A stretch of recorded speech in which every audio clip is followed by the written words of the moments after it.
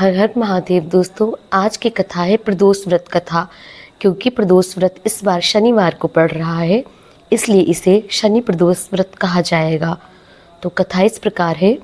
एक समय की बात है, एक निर्धन ब्राह्मण की स्त्री दरिद्रता से दुखी होती है। उसे कुछ नहीं सूझता। तब वो सांडिल्य ऋषि के पास जाती है और कहती है कि हे महामुनि, मैं अत्यंत दुखी हूँ, दुख निवारण का कोई उपाय बतलाइए। मेरे दोनों पुत्र आपकी शरण में हैं। मेरे ज्येष्ठ पुत्र का नाम धर्म है, जो कि राजपुत्र है, और लघु पुत्र का नाम है शुचिव्रत। अतः हम दरिद्री हैं, आप ही हमारा उद्धार कर सकते हैं। इतनी बात सुन ऋषि ने शिव प्रदोष व्रत करने के लिए कहा। प्रदोष व्रत करने से तुम्हारे कष्ट अवश्य दूर होंगे। यह सुनकर वो तीनों प्राणी प्रदोष व्रत करने लगे। कुछ समय पश्चात प्रदोष व्रत आया। तब तीनों ने व्रत का संकल्प लिया। छोटा लड़का, जिसका नाम शुचिव्रत था, एक तालाब पर स्नान करने को गया। उसे मार्ग में स्वर्ण कलश धन से भरपूर मिला। उसको लेकर वह घर आया। प्रसन्न हो माता से कहा कि माँ, यह धन मार्ग से प्राप्त हुआ है। माता ने धन देखकर शिव महिमा का वर्णन किया। राजपुत्र को अपने पास बुलाकर बोली, देखो पुत्र, यह धन हमें शिव जी की कृपा से प्राप्त हुआ है, अतः प्रसाद के रूप में दोनों पुत्र आधा आधा बांट लो। माता का वचन सुन राजपुत्र ने शिव पार्वती का ध्यान किया और बोला, पूज्य, यह धन आपके पुत्र का ही है, मैं इसका अधिकारी नहीं हूँ। मुझे शंकर भगवान और माता पार्वती जब देंगे तब लूँगा। इतना कहकर वह राजपुत्र शंकर जी की पूजा में लग गया।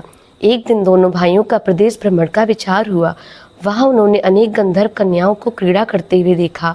उन्हें देख शुचिव्रत ने कहा, भैया, अब हमें इससे आगे नहीं जाना। इतना कहकर शुचिव्रत उसी स्थान पर बैठ गया।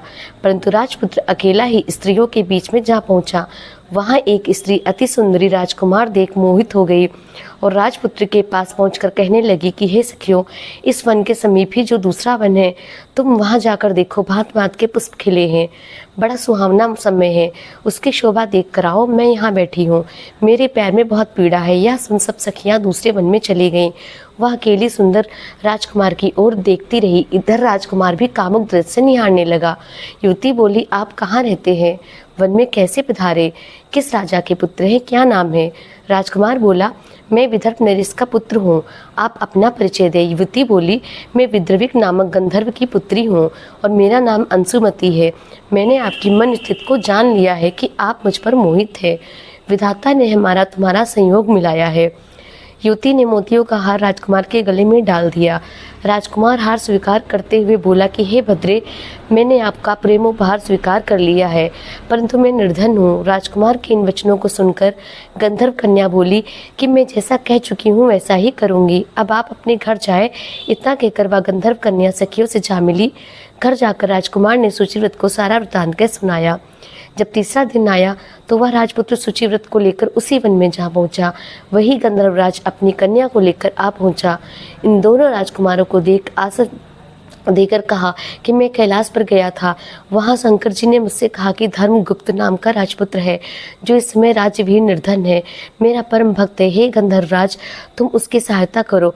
मैं महादेव जी की आज्ञा से इस कन्या को आपके पास लाया हूँ, आप इसका निर्वाह करें। मैं आपकी सहायता कर आपको राजगद्दी पर बिठा दूंगा। इस प्रकार गंधर्वराज ने कन्या का विधिवत विवाह कर दिया और विशेष धन और सुंदर गंधर्व कन्या को पाकर राजपुत्र अति प्रसन्न हुआ। भगवत कृपा से वह समयोपरांत अपने शत्रुओं का दमन करके राज्य का सुख भोगने लगा। तो इस प्रकार की आज की कथा थी। अगर आपको कथा पसंद आई हो तो प्लीज़ लाइक कीजिए और भी अच्छी कथा सुनने के लिए मेरे चैनल को सब्सक्राइब कीजिए। तब तक के लिए हर हर महादेव।